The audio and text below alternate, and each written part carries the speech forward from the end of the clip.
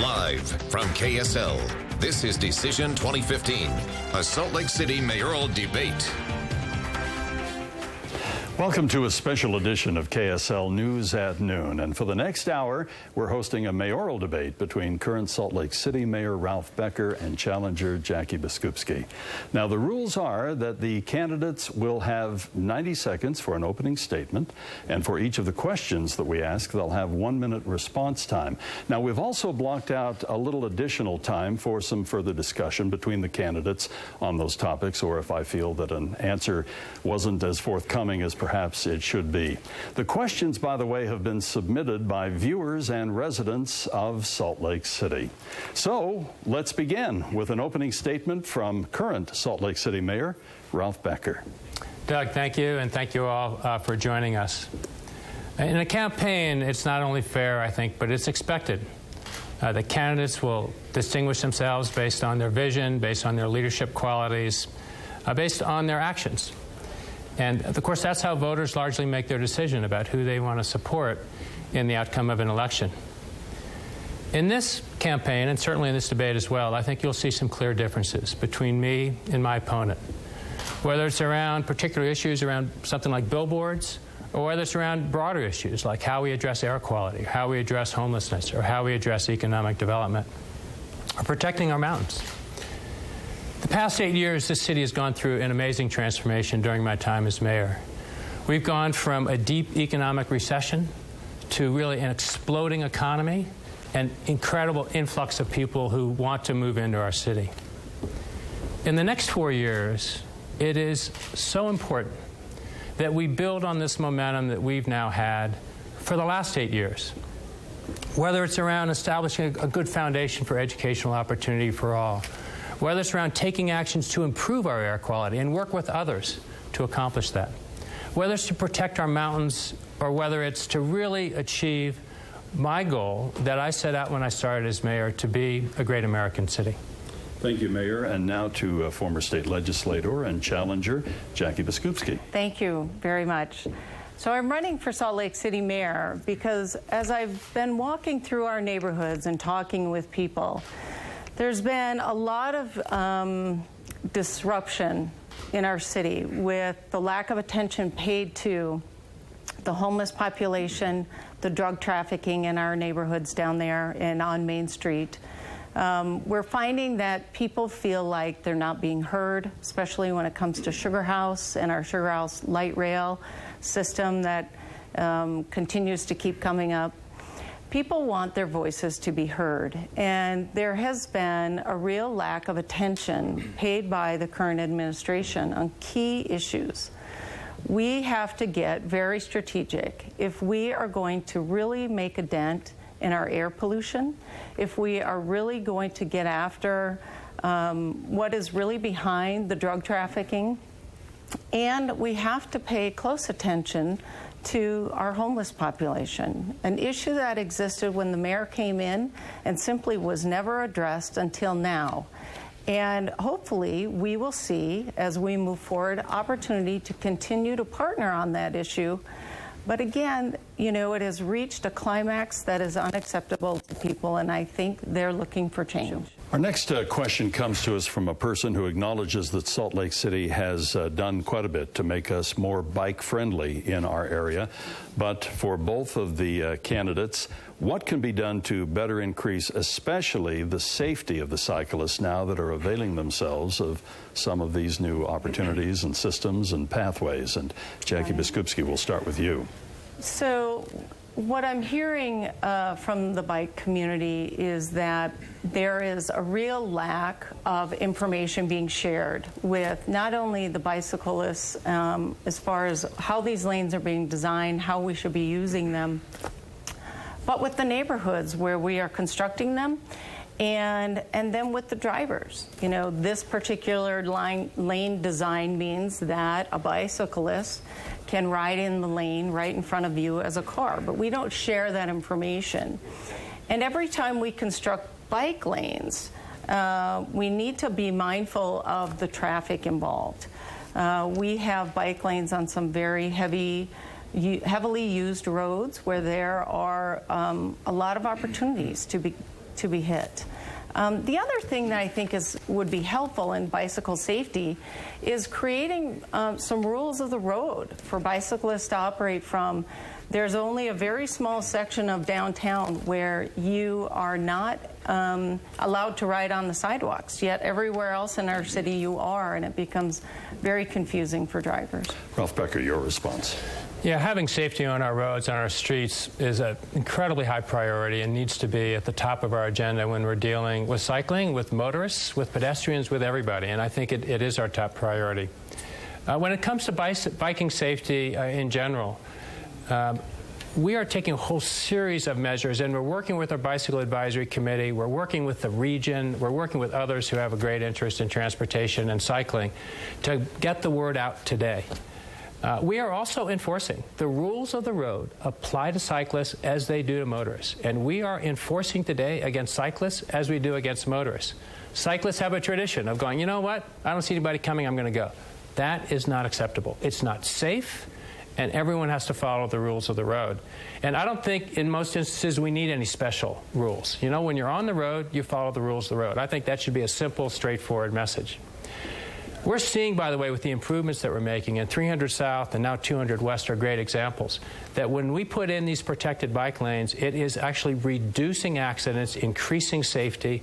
We've got to continue to adapt and learn and work with the neighbors as we put these in, and making it safe so that we're seeing that this great increase in cycling continue, reduces air pollution, really improves benefits for the community as a whole. I was going to ask a little follow-up question on the enforcement. I'm curious what the penalties indeed are. Are they enforced the same way as a motorist, and are the penalties exactly the same? And what would you do as mayor?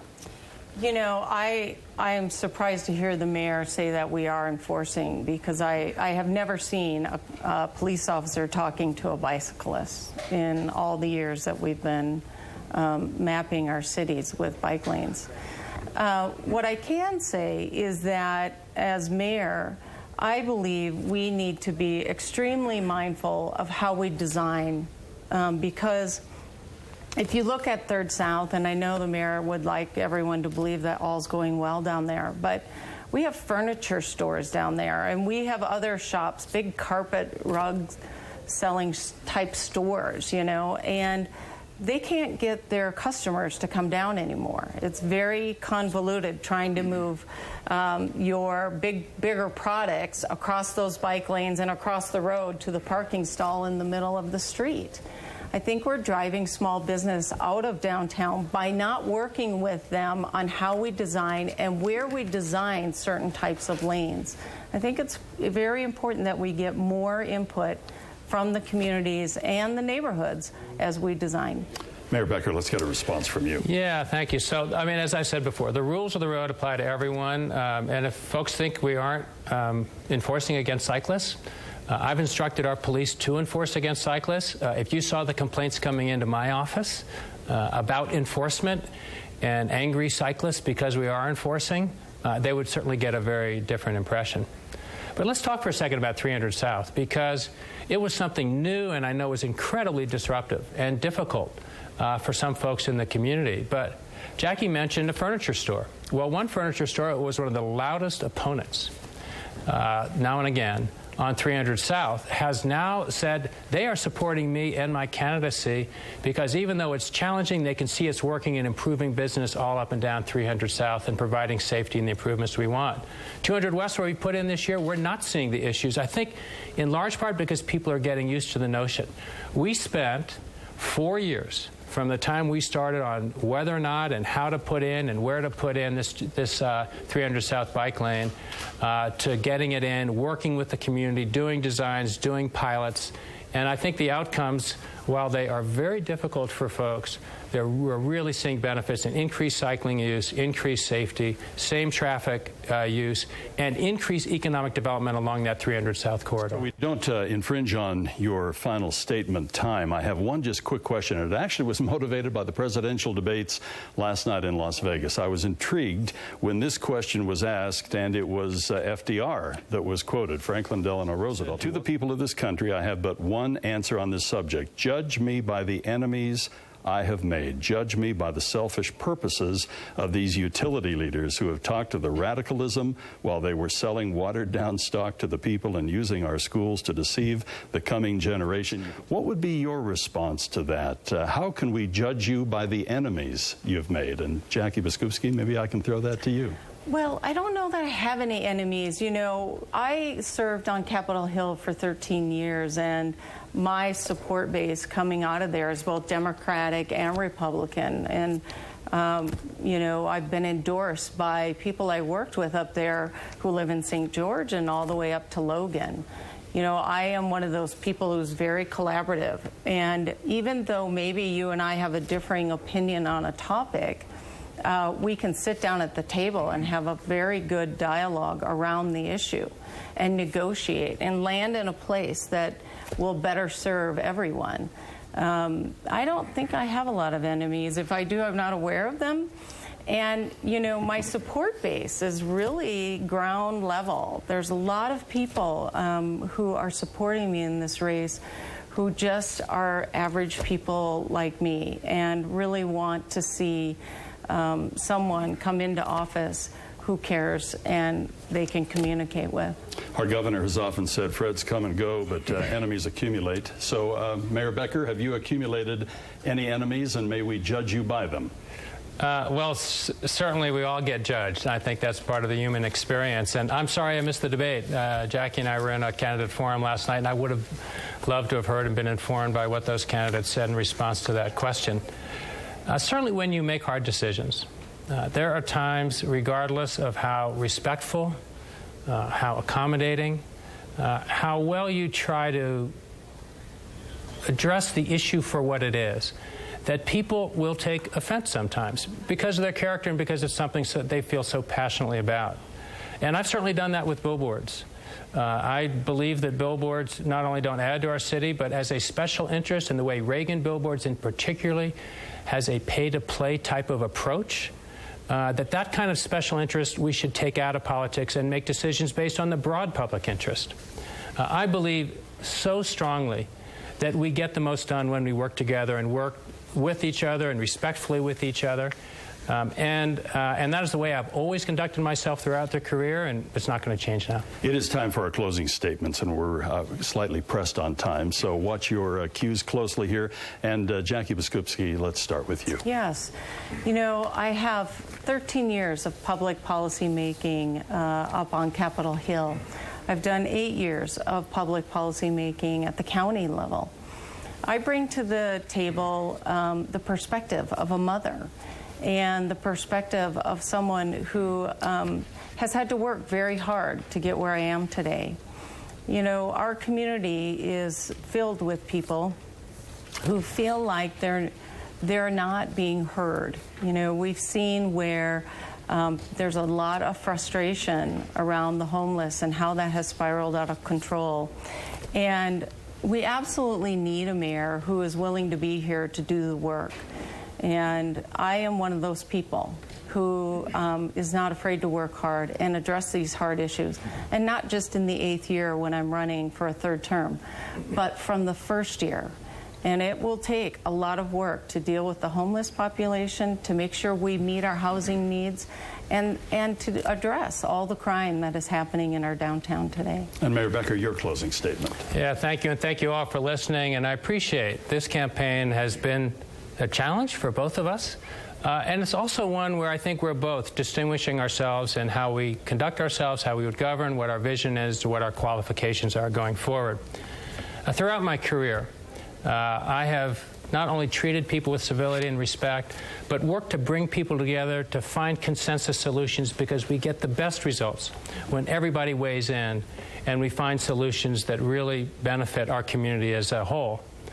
Whether it's education with the Capital City Education Plan, whether it's air quality, where we were able to bring the community together and really invest in the community, what some of our solutions would be, and transform our fleet and buildings and work with our community through Project Skyline and other areas, or whether it's looking at a homeless population, where, again, we've pulled everybody together to help make the best decisions. Our city is on a roll.